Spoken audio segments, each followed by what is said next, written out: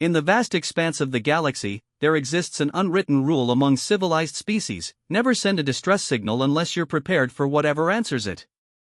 The Galactic Council maintains strict protocols for emergency broadcasts, careful frequencies, proper identification codes, and, above all, detailed species classifications to ensure appropriate rescue teams respond.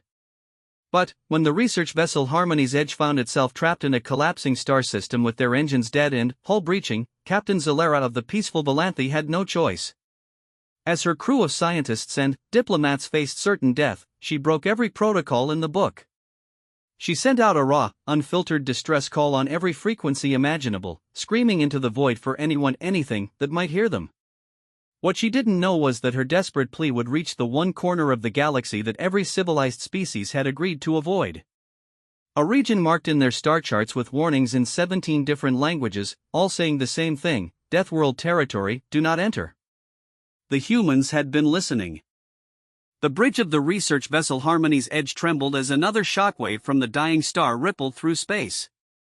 Captain Zalera gripped her command chair with her 4 delicate arms, her translucent blue skin flickering with patterns of distress that any Valanthe would recognize as terror barely held in check.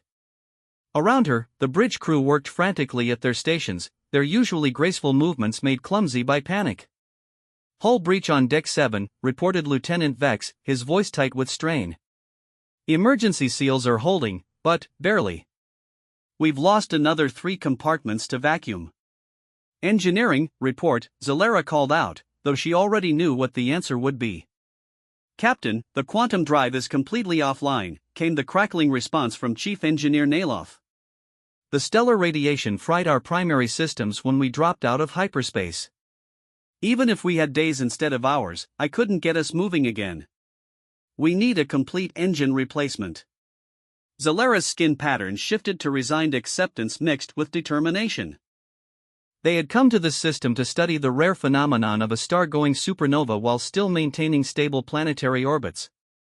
It was meant to be a simple observation mission, staying safely at the system's edge while their instruments recorded data that would advance Valanthe science for generations. Instead, an unexpected solar flare had caught them during a routine sensor calibration, yanking them out of hyperspace directly into the star's expanding death throes. "How long until the next radiation wave hits us?" she asked, already knowing she wouldn't like the answer. "Sensors indicate approximately 4 hours until the next major pulse," responded Science Officer Queln, her usually melodic voice cracking with stress. "After that, our shields won't matter. The radiation levels will cook us alive inside our own ship." The bridge fell silent except for the ominous humming of overworked systems and the distant groaning of metal under stress. Zalera looked around at her crew, 23 of the finest minds in Valanthe space, scientists and explorers who had dedicated their lives to understanding the universe through peaceful observation. None of them were warriors. None of them had ever faced a situation like this. The Valanthe were among the oldest members of the Galactic Council, a species that had achieved faster-than-light travel through meditation and harmony with quantum frequencies rather than brute force engineering. Their ships were things of beauty, grown rather than built, their organic hulls capable of self-repair and their engines powered by crystalline matrices that resonated with the fundamental forces of reality. But all that elegance meant nothing against the raw, chaotic fury of a dying star. "Captain," Vex spoke up hesitantly. "The Council emergency protocols require us to send a distress signal through official channels." "But..." He paused, his skin patterns showing deep uncertainty. "But, the nearest Council response fleet is 18 hours away," Zalera finished for him. "And, even if they drop everything and come at maximum speed, we'll be dead long before they arrive." She stood up from her chair, her movements still graceful despite the circumstances. The Valanthe had faced extinction twice in their long history, once from a plague that nearly wiped out their species, and once from a rogue asteroid that devastated their homeworld. Both times, they had survived through cooperation, patience, and careful planning. But this situation called for something different. "There is another option," she said slowly, her words causing every head on the bridge to turn toward her. "We could send out an open distress call. No council codes, no species identification, no diplomatic protocols. Just a raw signal broadcasting our location and situation to anyone who might be listening." The silence that followed was deafening. Every member of her crew knew what she was suggesting, and why it went against everything they had been taught about proper space travel. "Captain," Queln said carefully, "an unfiltered distress call would reach every corner of this galactic region, including the Forbidden Zones." "The Deathworld territories," Vex added in a whisper, as if saying it too loudly might somehow attract unwanted attention. Zalera nodded grimly. Like every civilized species in the galaxy, the Valanthi knew about the regions marked as Deathworld territory on their star charts. Areas where species evolved not through harmony and cooperation, but through constant warfare, environmental extremes, and survival of the most ruthlessly adaptive. The Council had made contact with a few such species over the millennia, and the encounters had rarely ended well for anyone involved. Deathworlders were unpredictable, violent, and, worst of all, utterly alien in their thinking. Where civilized species sought to understand and cooperate, Deathworlders conquered and consumed. Where others built societies based on logic and mutual benefit, Deathworlders created hierarchies based on strength and dominance. The galaxy was a vast place, and there was room for everyone as long as certain boundaries were respected. "There are stories," Nalotha's voice came through the comm system, having overheard the conversation from the engineering section. "Tales from species who encountered Deathworlders and lived to tell about it. They say that such beings don't understand concepts like mercy or restraint. That they see every interaction as either a threat to be eliminated or a resource to be exploited." "I've heard those stories too," Zalera replied. "But I've also heard others. Reports from the Outer Rim territories speak of Deathworlder ships that have responded to emergencies. Not always with violence, but sometimes with..." She paused, searching for the right word, intervention. It was true, though such accounts were often dismissed as exaggerations or misunderstandings. There were documented cases of ships from the Forbidden Territories appearing at disaster sites, not to cause harm but to render aid. The problem was that Deathworlder assistance often came with a price that civilized species found difficult to pay, not in resources or territory, but in fundamental changes to how they viewed the universe and their place in it. "Even if that's true," Vex said, his skin pattern showing deep concern, "we have no way of knowing which type of Deathworlder might respond. Or if any would respond at all." "You're right," Zalera acknowledged.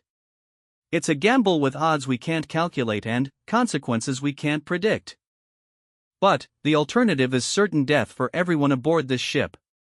She moved to the communications station, her fingers hovering over the controls. The standard emergency beacon would send out a carefully coded message identifying them as Valanthi, their ship's classification, their current situation, and a formal request for assistance according to Galactic Council protocols. It would be received by the nearest Council monitoring station, logged in the official rescue database, and forwarded to appropriate response teams. The open distress call would be different. It would broadcast their location, their desperate situation, and a simple plea for help to anyone within range of their transmission.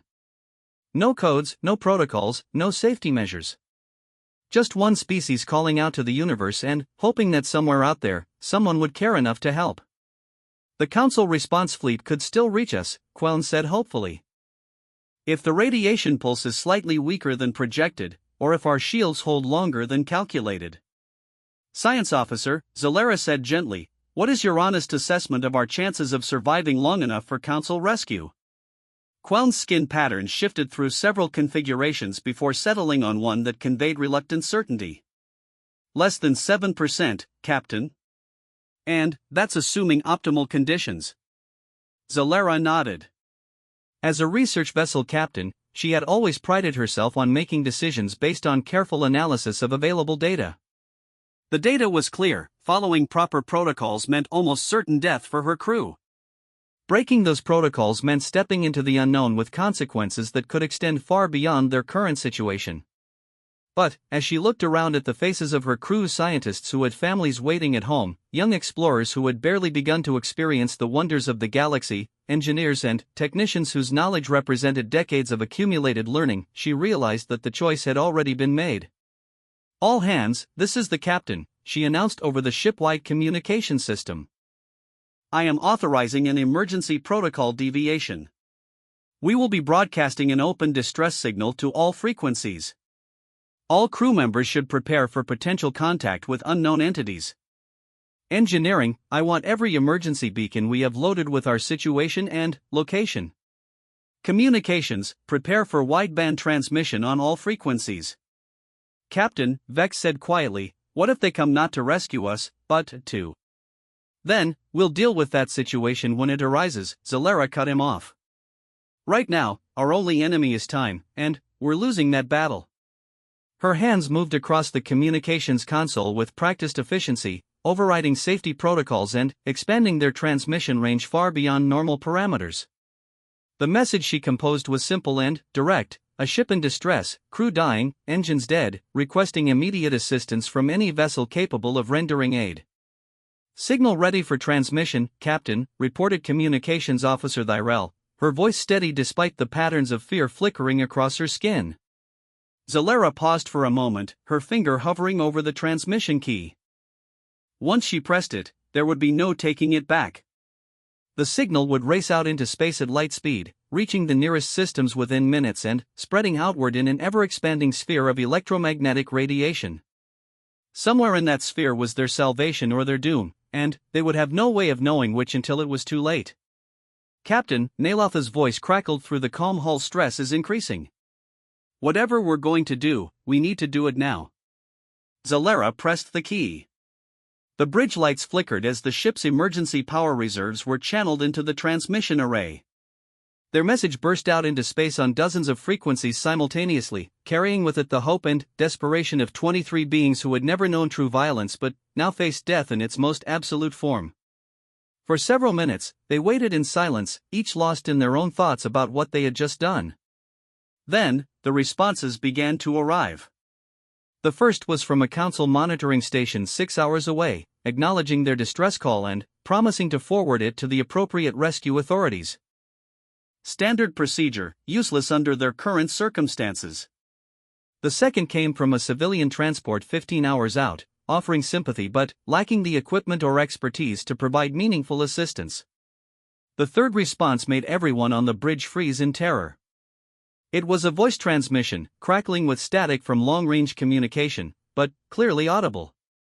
More importantly, it was speaking in perfect galactic standard, despite coming from a vector that corresponded to no known council territory. Unknown vessel in distress, this is the human ship Indomitable.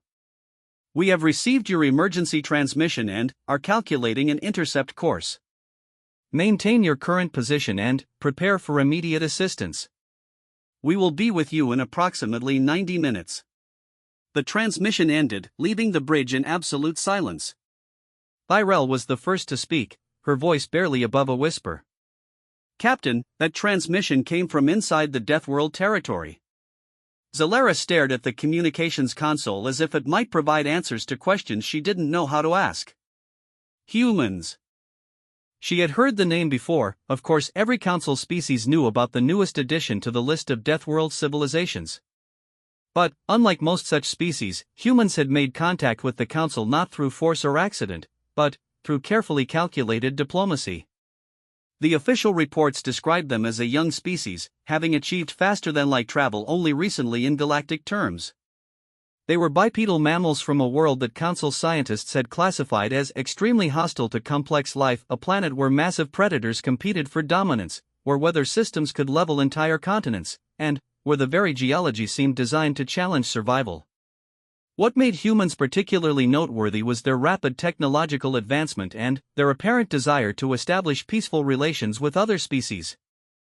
Unlike most Deathworlders, who typically remain isolated in their own territories, humans had actively sought contact with the galactic community.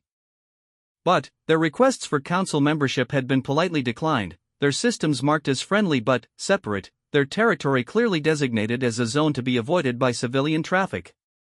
90 minutes, Vex said, his mathematical mind automatically calculating the implications. If they're telling the truth about their intercept time, then they must be traveling at incredible speed. Far beyond anything in our databases.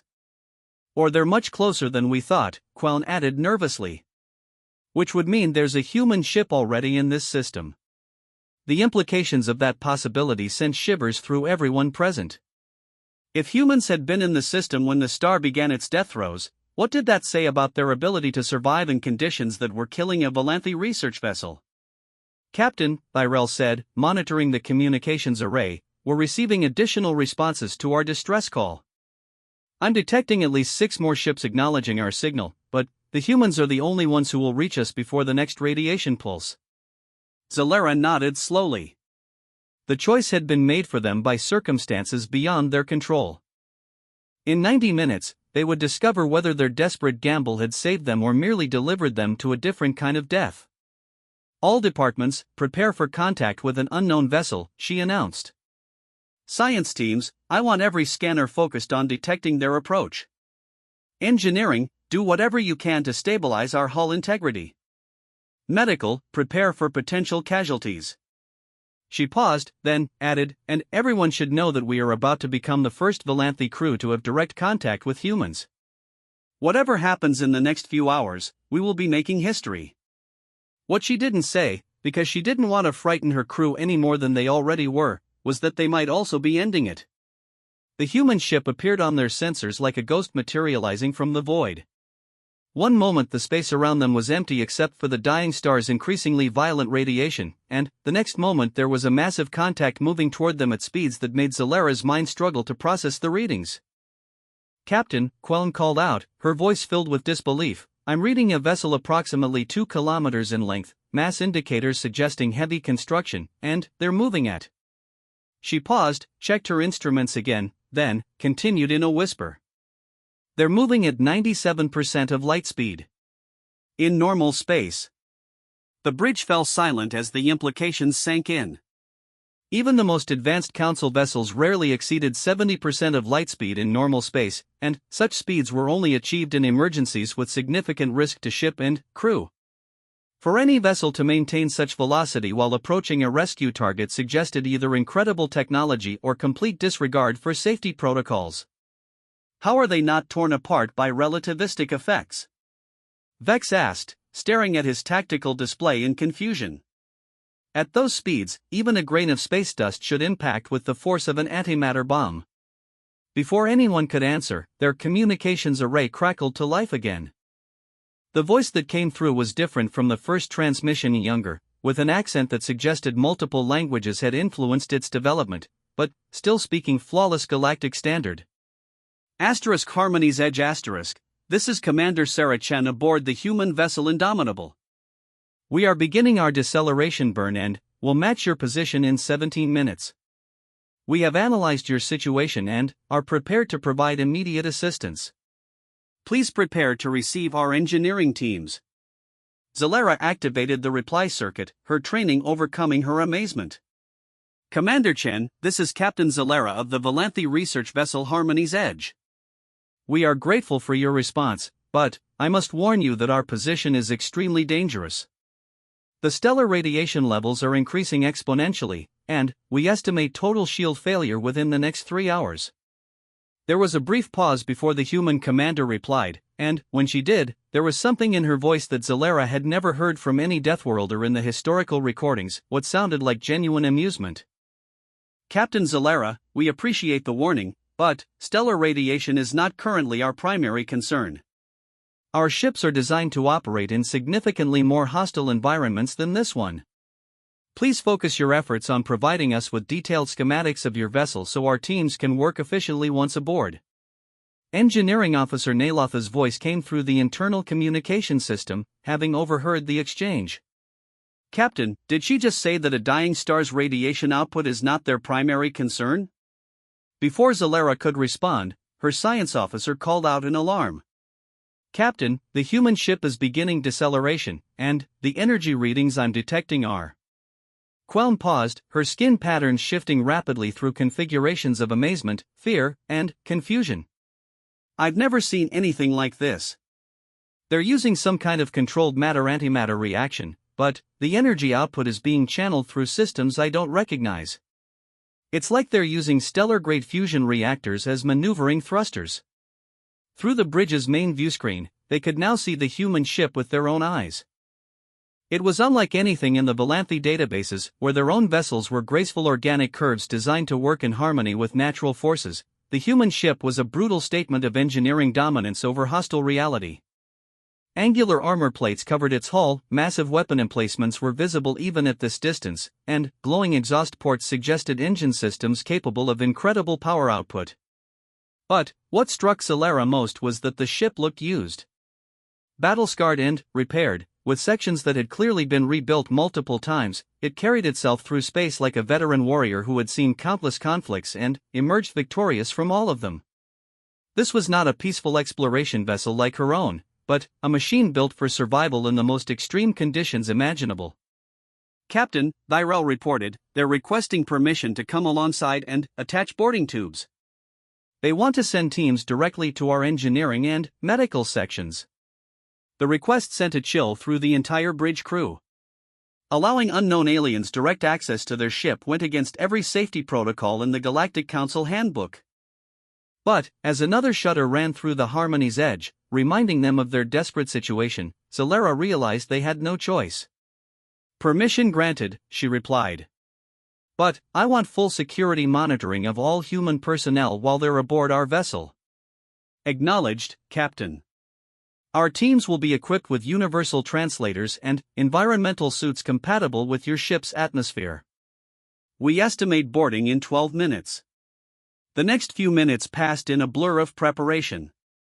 Emergency lighting was activated throughout the ship, all research materials were secured, and the crew prepared to meet beings that every instinct told them to avoid. Celera found herself wondering what humans would look like in person. The official council databases contained only basic biological information about Deathworlder species, focusing more on their technological capabilities and potential threats than their physical appearance. When the human ship finally matched their velocity and position, the sight was both terrifying and awe-inspiring. Up close, the Indomitable was even more massive than their sensors had indicated, its hull scarred by what looked like impacts from weapons powerful enough to destroy smaller vessels. But, despite its warlike appearance, it maneuvered with precision that spoke of incredible skill and technology, positioning itself alongside the Harmony's edge with barely meters to spare. "Hull contact established," Vex reported. "They're extending boarding tubes to sections 7 and 12. Atmosphere seals are holding, and they appear to be equalizing pressure automatically." Celera activated the ship-wide communication system. "All hands, this is the captain. We are about to receive assistance from human personnel. All crew members are reminded to remain calm, follow safety protocols, and remember that these beings are here to help us. Department heads, please report to your stations and prepare to coordinate with human teams." The first human to board their ship was a woman who introduced herself as Lieutenant Commander Maria Santos, head of the engineering team.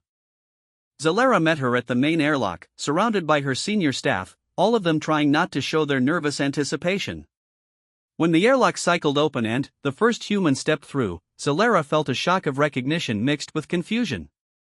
The being before her looked remarkably similar to Valanthe physiology, bipedal, roughly the same size, with clearly defined limbs and sensory organs arranged in a configuration that seemed familiar. But, where Valanthe moved with fluid grace, this human carried herself with a predatory confidence that spoke of constant readiness for conflict. Lieutenant Commander Santos was wearing what appeared to be a form-fitting environmental suit that allowed full freedom of movement while providing protection from hostile conditions. Her face was visible through a transparent faceplate, revealing features that seemed both alien and strangely familiar, darker skin than any Valanthe possessed, hair that appeared to be naturally growing from her scalp in tight curls, and eyes that seemed to constantly evaluate everything around her for potential threats or opportunities. But, it was her expression that truly shocked Celera.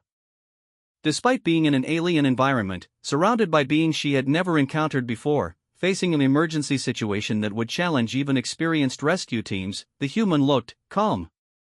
Not the resigned calm of someone accepting their fate, but the confident calm of someone who had dealt with similar situations many times before and knew exactly what needed to be done. "Captain Celera," Santos said, her voice carrying the same accent as Commander Chen but with an undertone of authority that suggested extensive experience, "I'm here to assess your engineering situation and coordinate repairs. My team consists of 6 specialists who will work directly with your engineering staff to stabilize your vessel and restore mobility." She gestured, and 5 more humans emerged from the boarding tube, each carrying equipment that Zalera couldn't identify but which seemed to hum with barely contained energy. Like Santos, they moved with purpose and efficiency, but what struck Zalera was the way they spread out and began scanning the area around them, not aggressively, but with the automatic awareness of beings accustomed to operating in dangerous environments. "This is Chief Engineer Naloth," Zalera said, introducing her own specialist. "He will provide you with complete access to our systems and assist your team in any way necessary." Santos nodded to Naloth, who had emerged from the engineering section to meet the human team. The Valanthe engineer's skin patterns showed nervousness mixed with professional curiosity as he approached the humans, his forearms fidgeting with portable diagnostic equipment. "Chief Naloth," Santos said, "we've already analyzed your ship's basic configuration from external scans.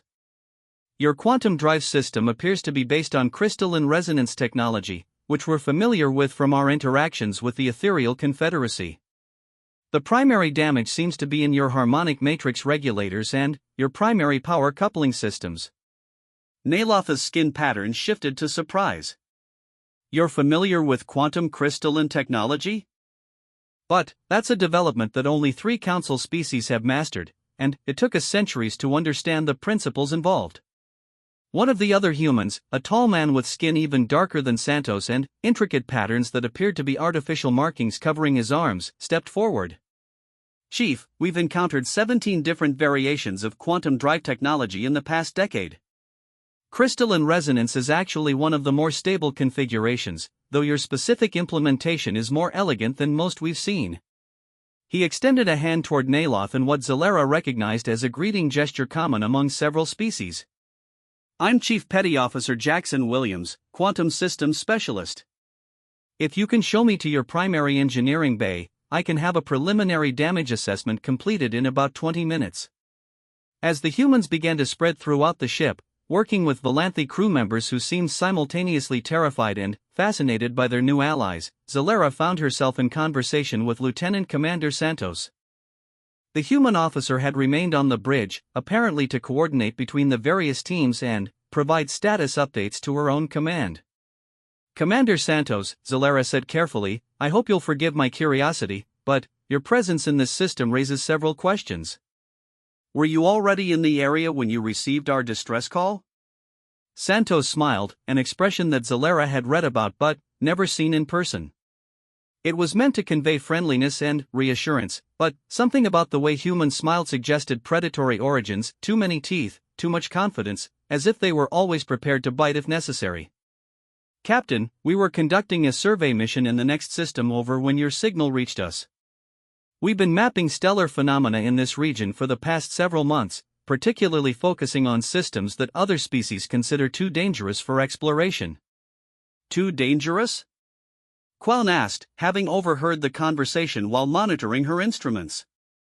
"This system was considered safe for research until the stellar instability began. Our calculations suggested minimal risk for a vessel of our capabilities." The human officer's expression shifted to something that might have been sympathy. "Science officer, your calculations were correct for normal circumstances. But stellar death is rarely predictable, especially in systems with unusual gravitational interactions like this one. We've been monitoring this star for 3 weeks, watching the cascade failure develop in its core. We knew it was going to undergo rapid collapse, but we couldn't predict exactly when or how violent the process would be." Zalera felt a chill that had nothing to do with their current danger. "You've been watching this star die for 3 weeks? But that would mean you were studying it while it was still stable, before any signs of instability were visible to our instruments." "That's correct," Santos confirmed. "We detected the early signs of core instability using deep-field quantum scanners and gravitational wave detectors. It's part of our ongoing research into stellar death processes and their effects on local spacetime." The implications were staggering. Not only did humans possess technology capable of predicting stellar collapse weeks in advance, but they were actively seeking out and studying the kinds of cosmic phenomena that other species avoided as too dangerous to approach. Vax, who had been listening while monitoring the human ship's position, asked the question that Zalera was afraid to voice. "Commander, if you knew this star was going to undergo violent collapse, why did you remain in the area? Surely the safe approach would be to observe from a much greater distance. Santos's smile took on a quality that Zalera found both reassuring and terrifying. Lieutenant, humans have a saying, fortune favors the bold. We've learned more about stellar dynamics in the past month by studying this system up close than most species learn in decades of remote observation. And, as it turns out, our presence here allowed us to respond to your emergency call. Sometimes the risky choice turns out to be the right choice. Before Zalera could respond to this casual admission that humans routinely took risks that would horrify most civilized species, her communication system chimed with an incoming message from the engineering section. "Captain," came Nalotha's voice, but it was filled with an excitement that she had never heard from her normally reserved chief engineer. "You need to see what the humans are doing down here. They're not just repairing our systems, they're improving them." Santos activated her own communication device. "Jackson, give the captain a status report." "Ma'am," came the reply, "we've identified the primary damage and developed a repair strategy. The good news is that we can have their quantum drive operational in about 2 hours. The better news is that we can upgrade their harmonic matrix efficiency by approximately 30% while we're at it." "Upgrade?" Zalera asked, looking at Santos with confusion. "But our quantum drive represents centuries of Valanthy technological development. How could you possibly improve on systems that you've never encountered before?" The human officer's expression suggested that this was a question she had heard many times before. "Captain, humans have a different approach to technology than most species we've encountered. Where others seek to perfect existing systems, we tend to look for ways to combine different approaches and push beyond established limitations.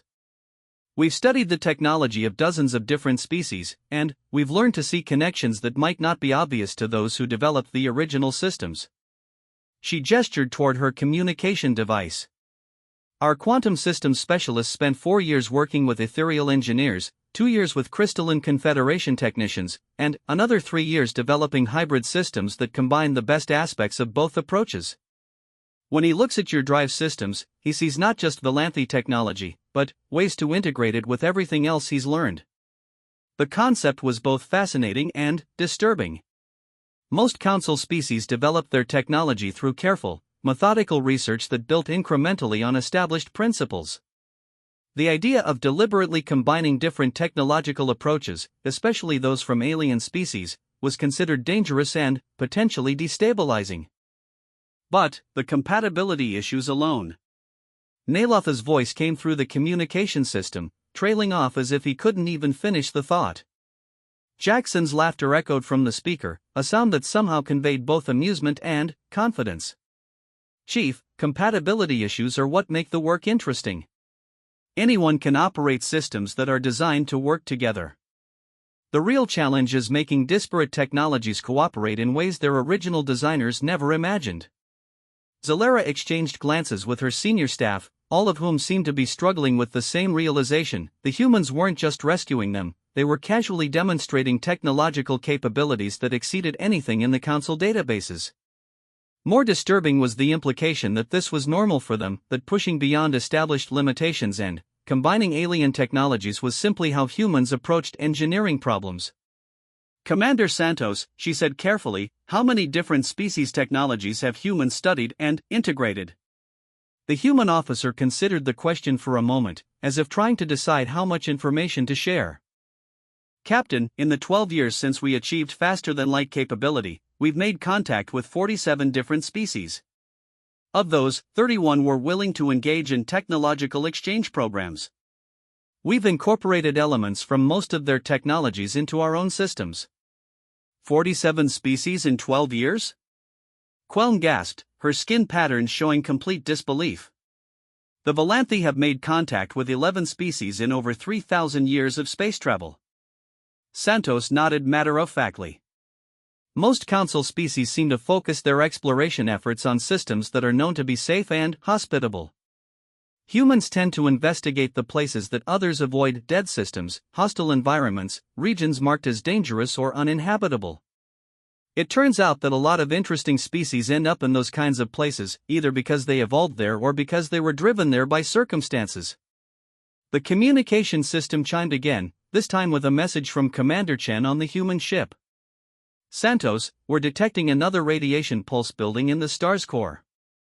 Estimated impact in 90 minutes, magnitude significantly higher than the previous one. How's the repair timeline looking? We'll have their engines online in approximately 70 minutes, Santos replied. But Jackson says he needs at least 2 hours to complete the upgrades that will allow them to survive the trip to safe distance. There was a pause before Chen responded. Understood. Prepare for emergency extraction protocol. If their engines aren't ready when that pulse hits, we'll take them aboard the Indomitable and abandon their vessel. Zalera felt her skin patterns shift to patterns of protest before she could control them. Commander Chen, that's 23 crew members, plus all of our research data and equipment. Your ship would have to accommodate beings you've never dealt with before, with life support requirements you might not be able to meet. Captain, came Chen's voice, carrying a tone of absolute confidence, the Indomitable has accommodated members of 14 different species simultaneously during various operations. We maintain life support capability for 37 different atmospheric requirements, and our medical bay is equipped to handle the biological needs of every species we've encountered. If necessary, we can keep your entire crew alive and healthy for months. The casual way Chen delivered this information sent another shock through the bridge crew.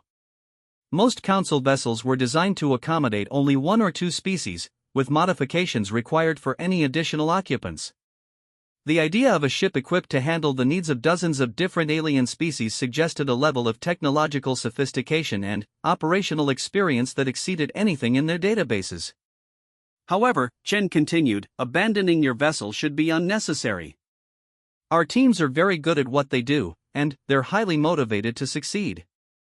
Jackson has never failed to complete a repair deadline, and Santos has successfully evacuated crews from hostile environments 37 times without losing a single individual. 37 times. Zalera tried to process the implications of that number. In her entire career, she had responded to exactly 3 emergency situations, all of them minor equipment failures that had been resolved with standard repair procedures. The human officer she was speaking with had apparently participated in more than 10 times the number of emergency rescues, and spoke about them as routine operations. Commander Santos, she said slowly, exactly what kind of missions do human vessels typically undertake?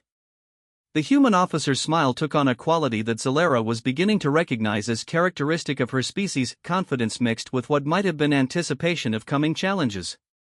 Captain, humans specialize in going places that others can't or won't go, and doing things that others consider impossible.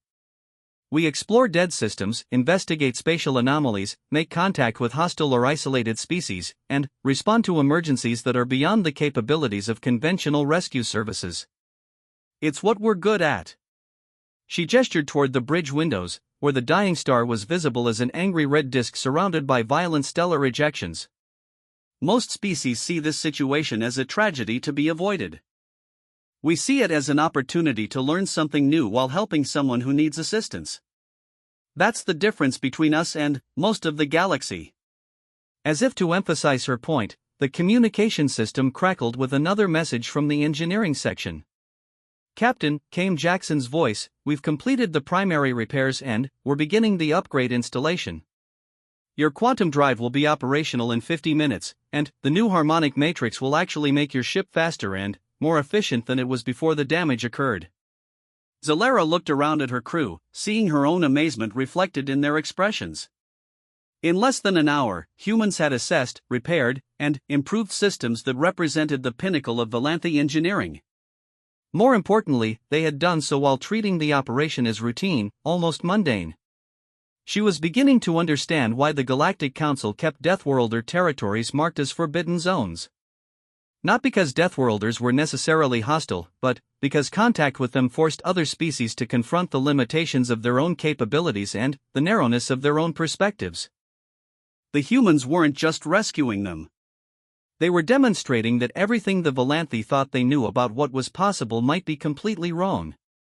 The next radiation pulse from the dying star arrived exactly when Commander Chen had predicted, and watching the human response to it fundamentally changed Zalera's understanding of what constituted normal operating procedures. where her own crew had taken shelter in the ship's most protected areas and activated every defensive system they possessed, the humans had simply continued working. "Captain," Queln reported, her voice filled with disbelief, "the human ship isn't even raising shields. They're maintaining position directly alongside us while the radiation levels are spiking to levels that should be lethal to any known form of life." Through the bridge windows, Zalera could see the Indomitable holding its position with mechanical precision, its hull glowing slightly from the absorbed radiation but showing no other signs of distress. Meanwhile, her own ship's defensive systems were screaming warnings about radiation exposure, hull stress, and system overloads. "Commander Santos," she called out, "shouldn't your people take shelter from this radiation pulse?"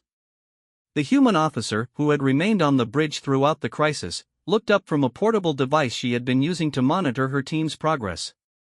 "Captain, this level of radiation is well within acceptable parameters for our equipment and personnel. Our environmental suits provide complete protection, and the ship's hull is rated for much higher exposure levels." "Higher exposure levels?" Vex asked, staring at his readings in confusion. "Commander, the radiation hitting us right now would cook most organic life forms in a matter of minutes.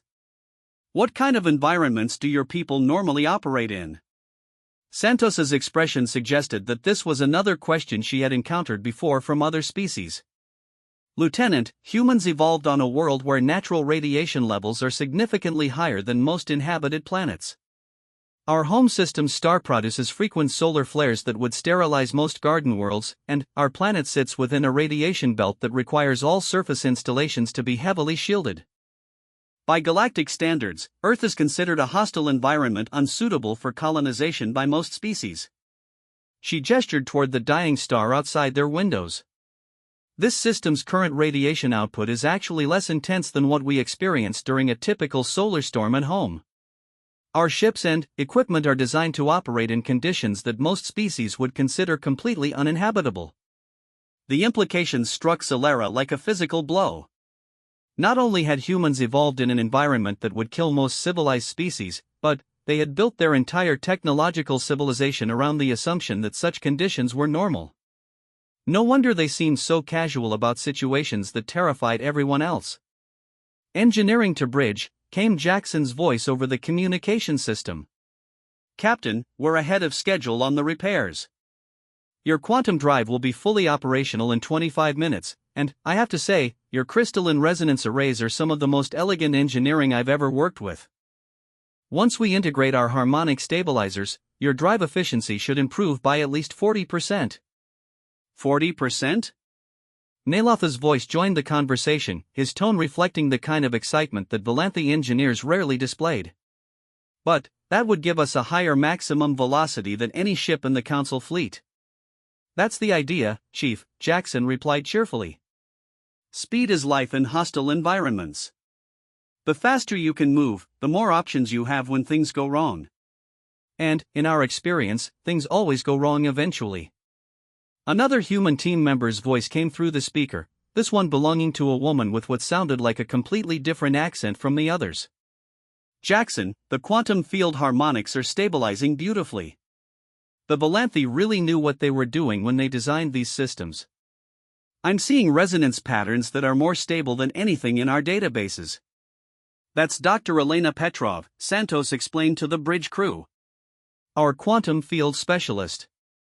She's worked with crystalline technology from 6 different species, but she's particularly impressed with your people's approach to quantum harmonics." Zalera felt a surge of pride despite their circumstances. The Valanthe quantum drive represented thousands of years of careful development, with each improvement requiring decades of testing and refinement. To hear that human experts found their work impressive was gratifying, even if the humans were simultaneously demonstrating that they could improve upon it. "Commander Santos," she said, "your people seem remarkably familiar with a wide variety of technologies. How does human society manage to accumulate such diverse expertise?" The human officer's expression grew thoughtful. "That's an interesting question, Captain. Human culture has always been characterized by what you might call aggressive curiosity. When we encounter something new, our first instinct is to understand how it works, then figure out how to make it work better, then incorporate the knowledge into our existing systems. She activated her portable device, bringing up what appeared to be a star chart marked with numerous symbols and notations. In the 12 years since we achieved FTL capability, we've sent exploration teams to over 300 systems. Not all of those expeditions were successful, and we've lost ships and crews to hostile environments, dangerous phenomena, and occasionally hostile species. But each expedition has added to our collective knowledge base. Lost ships and crews? Queln asked, her skin pattern showing horror at the casual way Santos had mentioned such losses. Santos nodded matter-of-factly. Exploration is inherently dangerous, science officer. In the first 5 years of our FTL program, we lost 14 vessels and approximately 200 crew members to various causes. Space is full of things that want to kill you, and the only way to learn about them is through direct experience. The human officer's tone remained conversational, as if she were discussing routine equipment maintenance rather than the deaths of hundreds of people. But Zalera noticed that her eyes had taken on a harder quality, and there was something in her posture that suggested those losses had affected her personally. But each loss taught us something valuable, Santos continued. We learned which types of systems are likely to contain hostile life forms, which stellar phenomena are more dangerous than they appear, and how to design ships and equipment that can survive encounters that would destroy conventional vessels. That knowledge has saved thousands of lives in subsequent operations. Commander, Vex said slowly, are you saying that humans deliberately seek out dangerous situations in order to learn from them? Santos's smile returned, and Zalera was beginning to understand that human smiles could convey a wide range of meanings, many of them somewhat alarming. Lieutenant, humans have a saying, what doesn't kill you makes you stronger. We've built our entire civilization around the principle that the best way to prepare for future challenges is to seek out and overcome current ones. But, surely, Zalera protested, there must be safer ways to acquire knowledge. The Galactic Council has extensive databases covering most known phenomena. Remote sensing technology can provide detailed information about systems without requiring direct exploration. The human officer's expression became almost sympathetic. Captain, Council databases contain information about systems and phenomena that Council species consider safe to investigate. But some of the most interesting discoveries come from places that others avoid. Dead systems often contain artifacts from extinct civilizations. Hostile environments sometimes harbor life forms with unique adaptations. Dangerous phenomena can lead to breakthrough technologies if properly understood. She gestured toward the star outside their windows, which was beginning to show signs of the next escalation in its death throes. For example, this star's collapse is generating gravitational waves and quantum fluctuations that we've never observed before. Our sensors are recording data that will advance our understanding of stellar dynamics by decades. That knowledge will help us predict similar events in the future, potentially saving other ships from the situation you found yourselves in. You're treating our emergency as a research opportunity? Naloth asked, his voice carrying a mixture of admiration and disbelief. Chief, we're treating your emergency as an opportunity to help someone who needs assistance while simultaneously advancing scientific knowledge and testing our rescue capabilities under extreme conditions. Humans rarely do anything for just one reason. Before anyone could respond to this statement, the communication system activated again, this time with Commander Chen's voice. All teams, be advised that stellar activity is increasing beyond our initial projections. The next radiation pulse will be significantly more powerful than anticipated, and we're detecting signs of imminent gravitational collapse in the star's core. Santos immediately became more focused, her casual demeanor shifting to something that radiated competence and authority. Chen, what's our timeline? The next pulse will hit in approximately 30 minutes, and it will be followed by a cascade of increasingly violent events. We need to have both ships clear of this system within the next 45 minutes, or we'll be dealing with spatial distortions that could trap us here permanently. Understood. Jackson, status report. Commander, the Volanthi ship's quantum drive is fully operational as of 3 minutes ago. We're currently running final diagnostics on the harmonic upgrades, but they could depart immediately if necessary.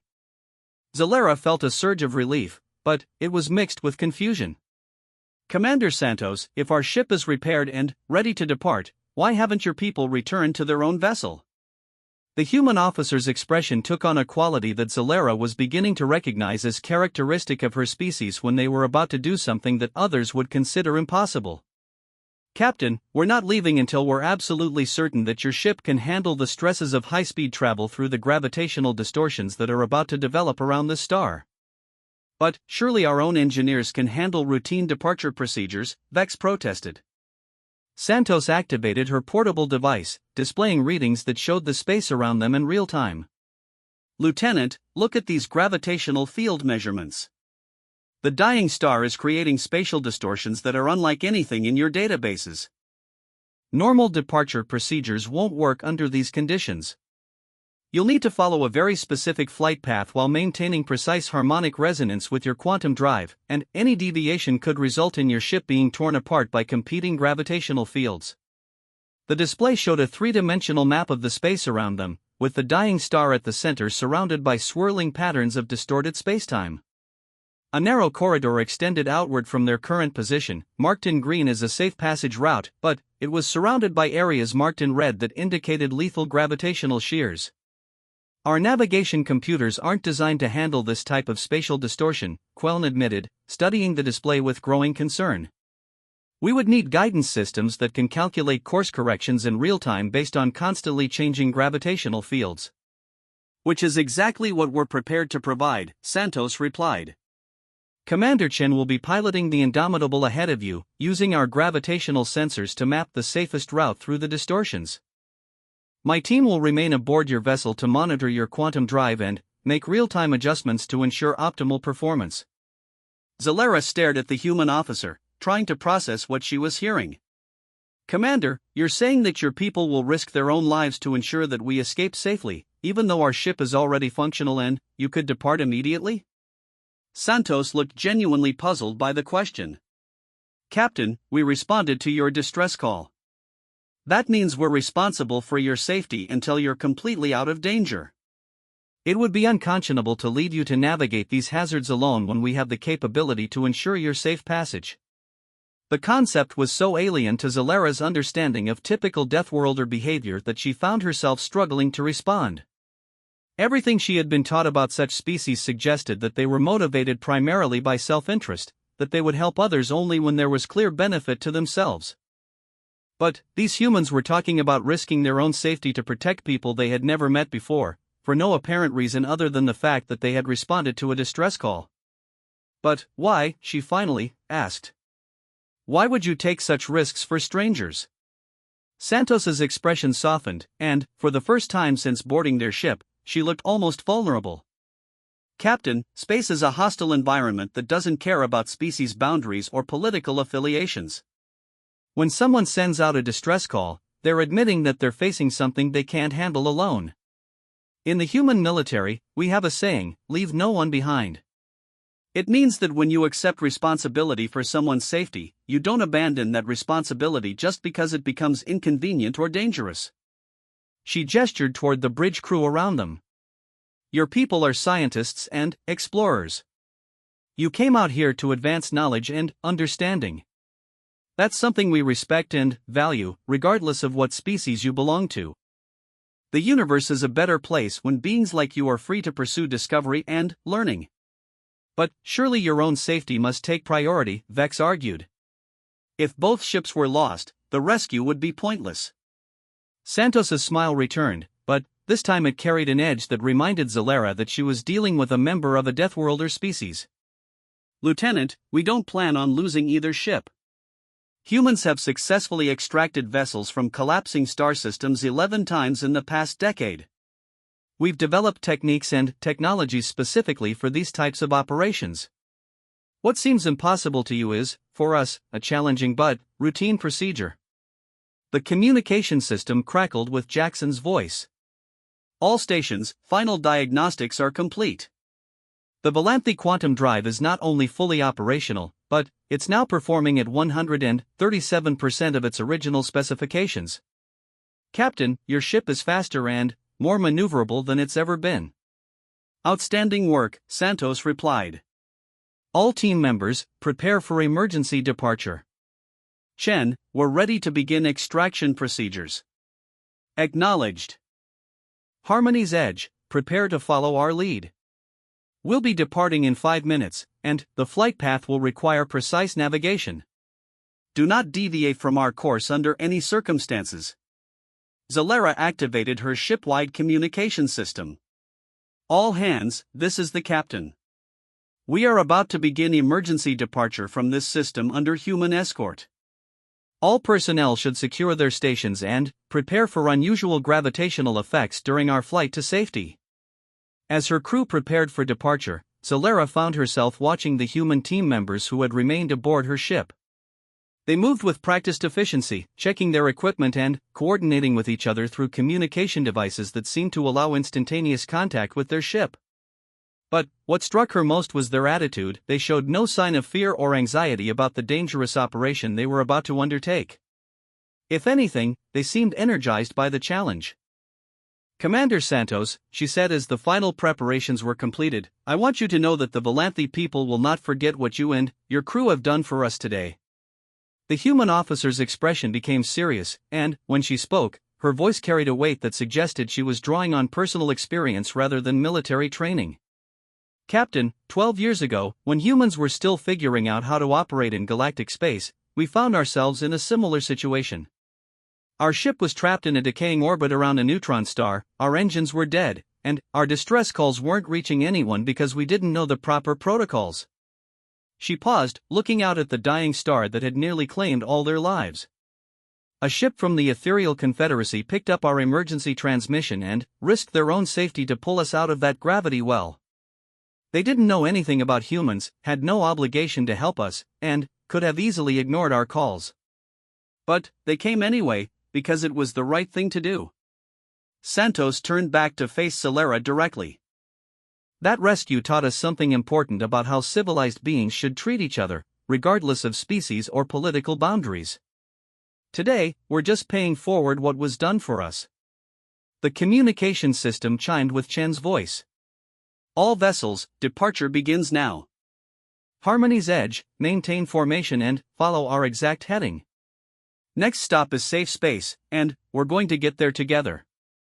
As the two ships began to move away from the dying star, Zalera realized that everything she thought she understood about Deathworlders had been completely wrong. These humans weren't the aggressive, self-centered predators that Council databases described. They were something far more complex and, in many ways, far more admirable. They were a species that had turned their survival instincts outward, using their strength not just to protect themselves but to protect others who couldn't protect themselves. And that, Zalera realized, might be the most terrifying thing about them of all. The journey through the collapsing star system was unlike anything Zalera had ever experienced, and it fundamentally changed her understanding of what was possible in terms of spacecraft navigation and crew coordination. What should have been a terrifying flight through increasingly distorted spacetime became an almost choreographed dance between two vessels that seemed to move as if they were connected by invisible threads. Captain, Queln reported, her voice filled with amazement, the gravitational readings I'm seeing are completely impossible according to our navigation models. The space around us is twisted into configurations that shouldn't allow any vessel to maintain stable flight, but somehow both ships are moving through it as if following a predetermined path. Through the bridge windows, Zalera could see the Indomitable ahead of them, its massive bulk moving with a precision that defied its size. The human ship seemed to anticipate every gravitational anomaly before their own sensors could detect it, adjusting course with subtle thruster burns that kept both vessels in the narrow corridor of stable space that existed between the lethal distortions.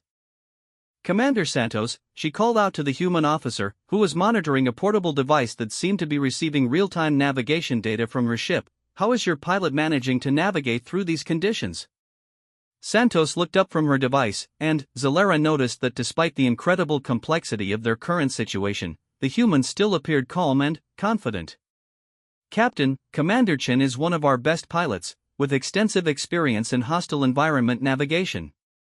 But, more importantly, she's receiving sensor data from our gravitational mapping systems that allow her to see the distortions several seconds before we encounter them. Several seconds? Vex asked, studying his own instruments with confusion. But, gravitational distortions propagate at light speed. How could your sensors detect them before they reach us? Quantum entanglement sensors, Jackson's voice came through the communication system from the engineering section. We can detect probability cascades in quantum fields that precede major gravitational shifts. It only gives us a few seconds of warning, but that's enough time to adjust course and avoid the worst effects. The concept was staggering. Zalera knew that several council species had developed theoretical models for quantum probability detection, but no one had been able to create practical applications.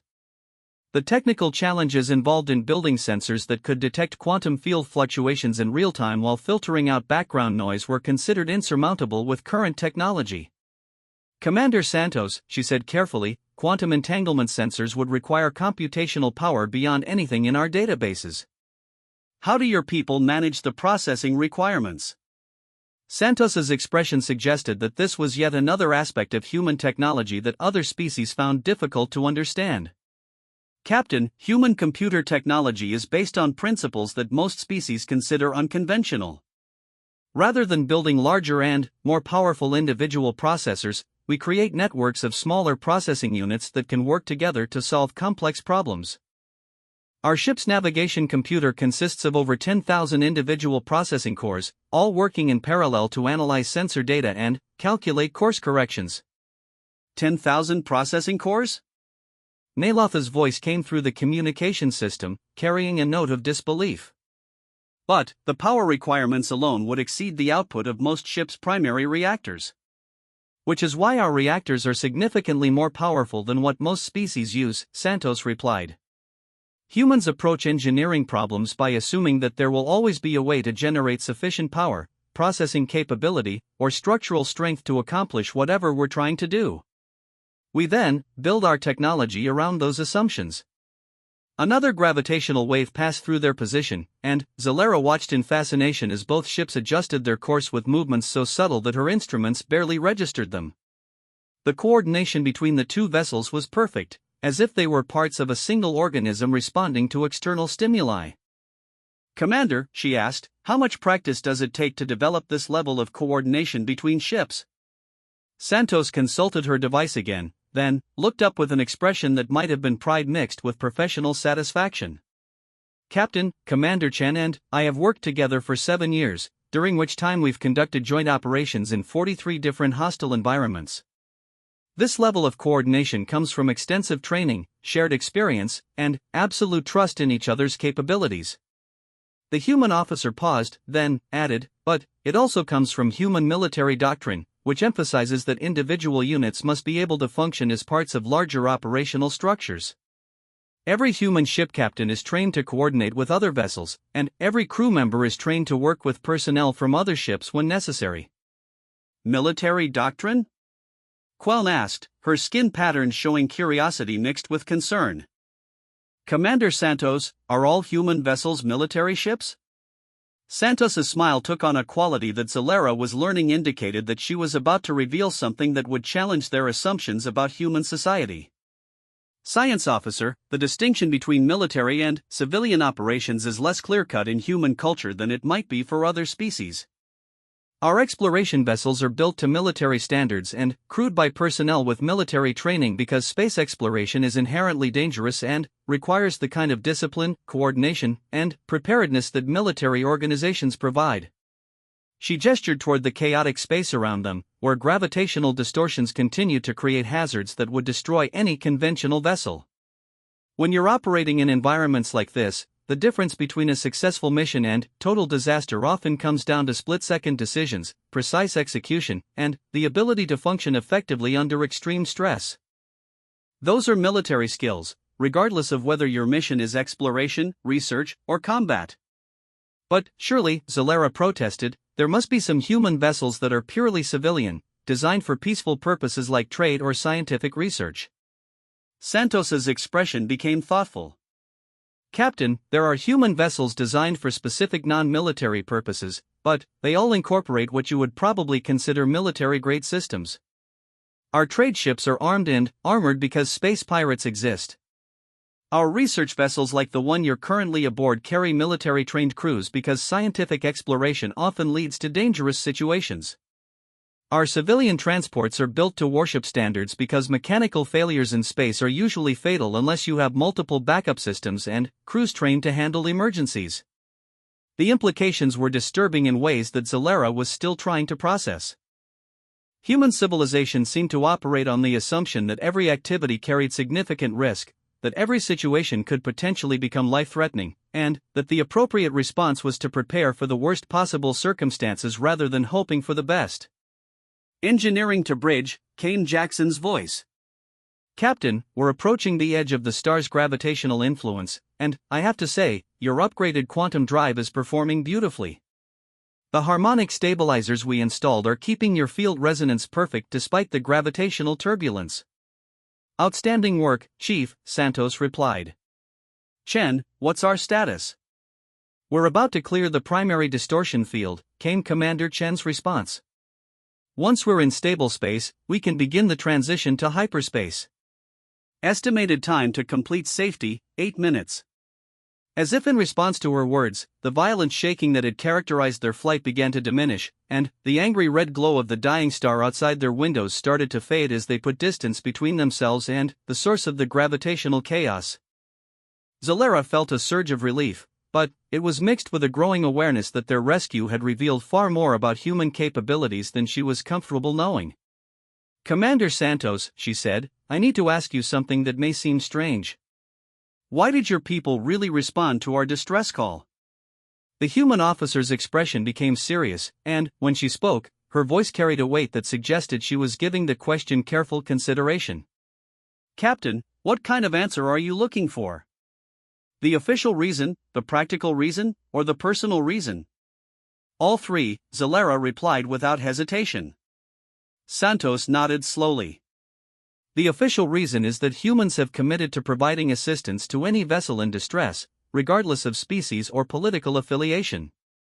It's part of our agreement with the Galactic Council, even though we're not technically members." She paused, checking her device as another course correction was transmitted between the ships. "The practical reason is that emergency rescue operations provide valuable training for our crews and testing for our equipment under real-world conditions. Every rescue teaches us something that could be crucial in future operations." "And the personal reason?" Zalera asked. Santos's expression softened slightly. "Captain, humans believe that intelligence is rare and precious in the universe. When we encounter other thinking beings, especially those dedicated to advancing knowledge and understanding like your crew, we feel a responsibility to protect that intelligence. The universe is hostile enough without intelligent species failing to help each other when possible." The human officer's words carried a sincerity that Zalera found both moving and troubling.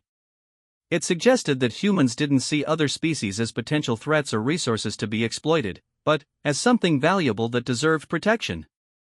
But it also implied that they saw themselves as protectors, which raised questions about what that might mean for the balance of power in the galaxy. "Commander," Vex said slowly, "are you saying that humans see themselves as guardians of other species?" Santos considered the question carefully. "Lieutenant, humans see ourselves as beings who have developed certain capabilities that allow us to operate in environments and handle situations that others might find impossible. With those capabilities comes responsibility.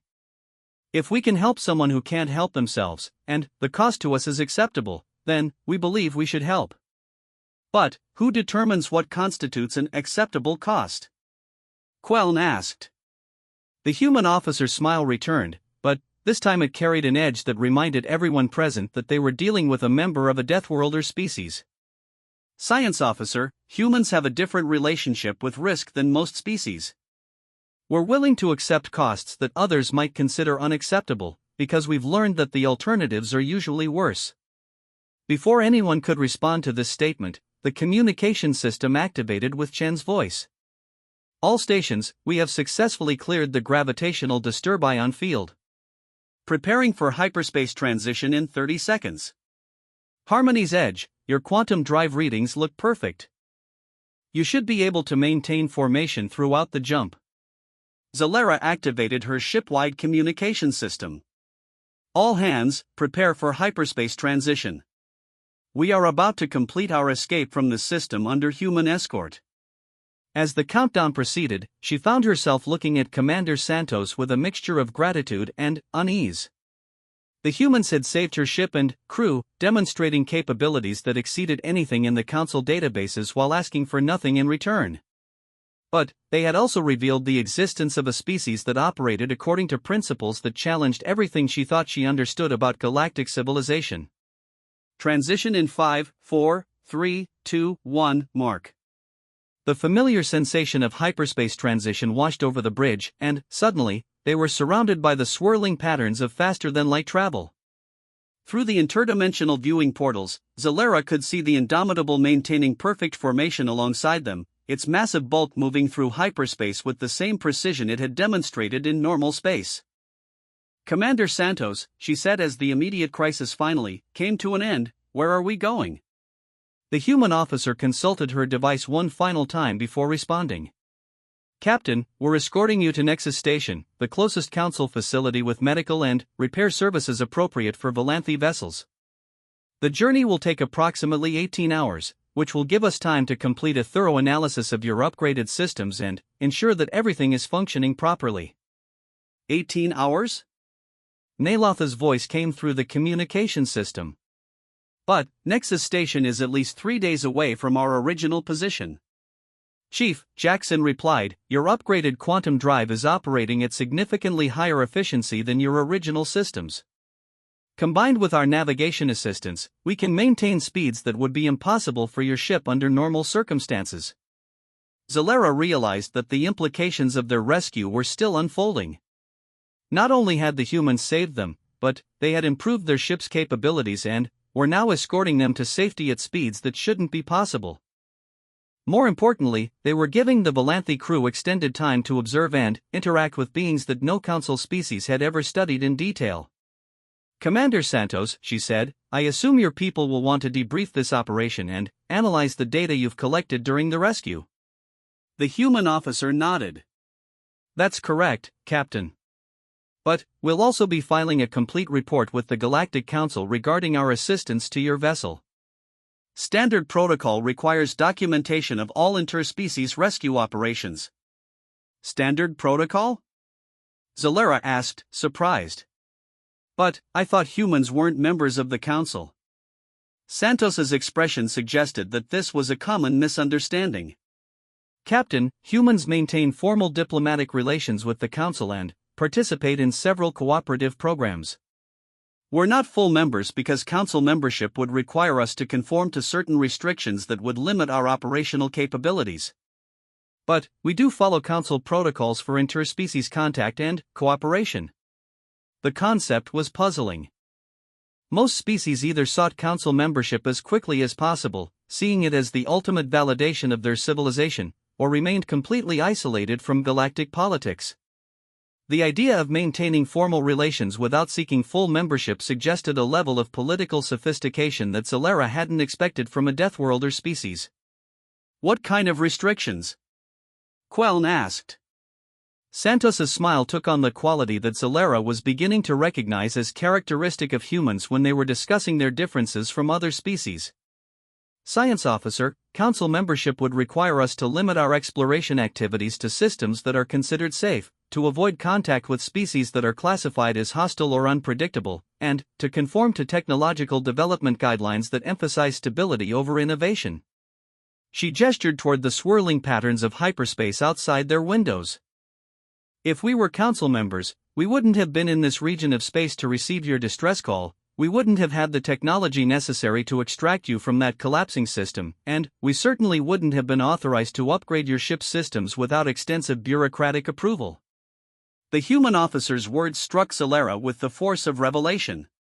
The very qualities that made humans such effective rescuers, their willingness to take risks, their rapid technological development, their presence in dangerous regions of space, were the same qualities that made them unsuitable for Council membership according to current standards. "But, surely," she protested, "the Council would want members who are capable of handling emergency situations like the one we just experienced." Santos's expression became almost sympathetic. "Captain, the Galactic Council was designed to promote stability, peaceful cooperation, and gradual technological progress. Those are admirable goals, and they've created a civilization that allows billions of beings to live in safety and prosperity. But they've also created a system that has difficulty dealing with situations that fall outside normal parameters. She activated her device, bringing up what appeared to be a statistical analysis. In the past decade, the Council has recorded over 3,000 distress calls from vessels in situations similar to yours. Of those, fewer than 40% resulted in successful rescues, primarily because Council rescue services lack the technology and training necessary to operate in truly hostile environments. And how many human rescue operations have been successful? Vex asked, though his tone suggested he suspected the answer wouldn't be comfortable. 100%, Santos replied matter-of-factly. We've never lost a ship that we attempted to rescue, though some operations have required us to accept casualties among our own personnel. The statement hung in the air like a challenge to everything the Volanthi thought they understood about acceptable risk and operational procedures. Zalera found herself wondering what kind of society produced beings who were willing to guarantee the safety of strangers at the potential cost of their own lives. Commander Santos, she said slowly, what do your people want from the galaxy? The human officer's expression became thoughtful, and, when she responded, her words carried a weight that suggested she was speaking not just as a military officer but as a representative of her entire species. Captain, humans want to explore, to learn, to push the boundaries of what's possible, and to help others do the same. We want to live in a universe where intelligence and curiosity are valued, where beings are free to pursue knowledge and understanding, and where those who are strong protect those who are vulnerable. She paused, looking out at the swirling patterns of hyperspace. We don't want to conquer or control anyone. We've seen what happens when strength is used for domination rather than protection. But we also can't stand by and watch when beings like yourselves face dangers that we have the capability to address. Zalera realized that her conversation with Commander Santos was providing insights into human psychology and motivation that no Council database contained. More importantly, it was raising questions about the future of galactic civilization that she wasn't sure she was prepared to confront. In 18 hours, they would reach Nexus Station, where she would have to file a report about their rescue that would be read by Council authorities throughout the galaxy. What she wrote in that report could potentially change the way the Council viewed humans, and, by extension, the way it approached the question of Deathworlder species in general. The problem was that she was no longer certain what the appropriate recommendations should be. The approach to Nexus Station 17 hours later provided Zalera with her first opportunity to observe human procedures for interacting with Galactic Council facilities, and what she witnessed fundamentally challenged her understanding of how Deathworlder species were supposed to behave in civilized space. Indomitable asterisk, this is Nexus Control, came the transmission from the massive Council station ahead of them. We have received notification of your rescue operation and are prepared to provide medical and technical assistance to the Volanthi vessel. Please maintain standard approach vectors and prepare for detailed security scanning. Commander Chen's response was immediate and professional. Nexus Control, this is the Indomitable. We are escorting the research vessel Harmony's Edge for emergency services. Be advised that the Volanthi ship has received significant technological modifications during rescue operations. We are transmitting complete documentation of all changes made to their systems. Zalera listened to the exchange with growing amazement. Rather than the aggressive posturing or demands for special treatment that she expected from a Deathworlder species, the humans were following Council protocols precisely while simultaneously providing detailed information about their rescue operation. It was the kind of cooperative behavior that characterized the most civilized Council members. Commander Santos, she said, your people seem remarkably familiar with Council procedures and protocols. The human officer, who was preparing to return to her own ship after spending nearly a full day aboard the Harmony's Edge, looked up from her equipment checks. Captain, humans have been studying Council operations for over a decade. We believe that understanding the systems and procedures of other civilizations is essential for effective cooperation. But studying and implementing are different things, Vex pointed out. Following Council protocols requires accepting significant restrictions on operational flexibility. Santos's expression suggested that this was another area where human thinking differed from galactic norms. Lieutenant, we've learned that following established protocols when operating in someone else's territory is simply good manners. It demonstrates respect for their authority and makes cooperation more likely. She activated her communication device. However, that doesn't mean we always operate according to Council standards when we're in our own territory or dealing with emergency situations. Protocols are useful tools, but they shouldn't prevent effective action when lives are at stake. Through the bridge windows, Zalera could see Nexus Station growing larger as they approached. The massive facility was one of the Council's primary research and diplomatic centers, hosting representatives from dozens of species and serving as a hub for scientific cooperation throughout this region of the galaxy. She had visited it many times during her career, but seeing it now while traveling in formation with a human warship gave her a new perspective on its significance. *Harmony's Edge*, this is Nexus Control. Our technical teams have reviewed the documentation provided by the human vessel regarding modifications to your systems. We're showing quantum drive efficiency improvements that exceed our understanding of Valanthi technology. Please confirm that these modifications were made with your consent and that your ship remains under your operational control. The question carried implications that sent a chill through the bridge crew. Council protocols required verification that rescued vessels hadn't been compromised or taken over by their rescuers, particularly when those rescuers came from species that weren't full Council members. Nexus Control, this is Captain Zalera of the Harmony's Edge.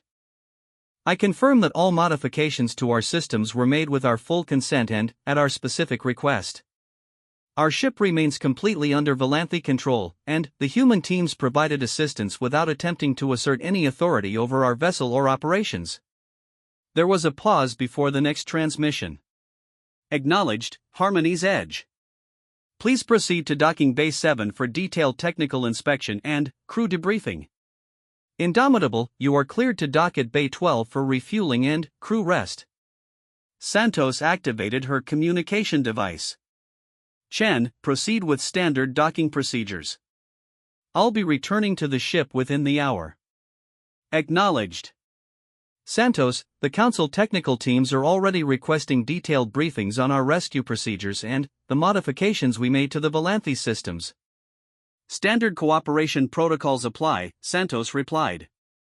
Full disclosure of rescue procedures, limited disclosure of proprietary technology, and complete documentation of all interspecies contact incidents. As the two ships began their final approach to the station, Zalera found herself reflecting on everything she had learned during their 18-hour journey together. The humans had not only saved her ship and crew, but they had provided her with insights into their culture, technology, and motivations that no Council database contained. "Commander Santos," she said, "before you return to your ship, I need to ask you about something that's been troubling me. During our journey, your people have demonstrated capabilities that far exceed anything in our databases. You've shown technology that shouldn't be possible according to current scientific understanding, operational procedures that challenge basic safety assumptions, and a willingness to take risks that most species would consider suicidal. How does the Council reconcile this with maintaining galactic stability?" Santos paused in her equipment preparations, and, when she looked up, her expression was more serious than Zalera had seen it before. "Captain, that's a question that goes to the heart of the relationship between humans and the rest of galactic civilization. The honest answer is that the Council doesn't know how to reconcile our capabilities with their vision of stability." She moved to the bridge windows, looking out at Nexus Station as it continued to grow larger. From the Council's perspective, humans represent a potential disruption to the carefully balanced system they've spent millennia creating. Our technology develops too rapidly, our operational procedures are too aggressive, and our willingness to take risks makes other species uncomfortable. But, from our perspective, Santos continued, the Council's approach to stability has created vulnerabilities that become apparent in crisis situations. Your rescue is a perfect example. Council protocols would have resulted in the loss of your ship and crew, not because of malice or incompetence, but because the system isn't designed to handle situations that fall outside normal parameters. Zalera nodded slowly. It was an assessment that she was finding difficult to argue with, despite her loyalty to Council principles. So what happens now? How do we resolve the contradiction between human capabilities and Council stability requirements. Santos's expression suggested that this was a question humans had been grappling with for some time. Captain, we believe that resolution will require the Council to expand its definition of acceptable operational procedures and risk tolerance. The galaxy is becoming increasingly dangerous, with new threats and challenges emerging that require capabilities that go beyond what traditional Council members can provide. She turned back to face Celera directly. But, we also recognize that change is difficult for established civilizations, and that our presence raises legitimate concerns about the potential for destabilization. We're willing to work within Council frameworks when possible, but we won't accept restrictions that prevent us from responding to emergency situations or pursuing necessary research. And if the Council isn't willing to accept those terms? Queln asked. Santos's smile returned, but this time it carried an edge that reminded everyone present that they were dealing with representatives of a Deathworlder species. Science officer, then, humans will continue to operate according to our own principles, responding to distress calls and pursuing exploration activities regardless of official approval. We believe that intelligence and curiosity are too precious to be sacrificed for political convenience.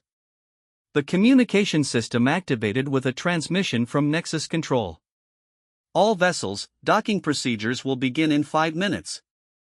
Harmony's Edge, please prepare for technical inspection and crew transfer. Indomitable, Council representatives are requesting immediate diplomatic contact with your command staff. Santos activated her communication device. Chen, looks like we're going to be having formal discussions with Council diplomats. Standard protocols apply. Understood. Santos, intelligence reports suggest that word of our rescue operation has already reached Council headquarters. We may be looking at policy-level discussions rather than routine diplomatic contact. The implications were staggering. If the Council was considering policy changes based on human rescue operations, it meant that their actions were having effects that extended far beyond individual emergency responses. Celera realized that she and her crew had become unwitting participants in a transformation that could reshape the entire structure of galactic civilization. Commander Santos, she said urgently, what kind of policy changes might the Council be considering?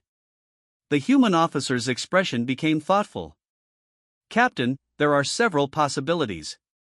The Council might decide to expand their own emergency response capabilities by adopting technologies and procedures similar to ours. They might create formal agreements with human vessels to provide rescue services in situations beyond Council capabilities. Or they might decide that human operations represent too great a risk to galactic stability and attempt to impose restrictions on our activities. And which outcome do humans prefer? Vex asked. Santos's smile took on a quality that conveyed both confidence and determination.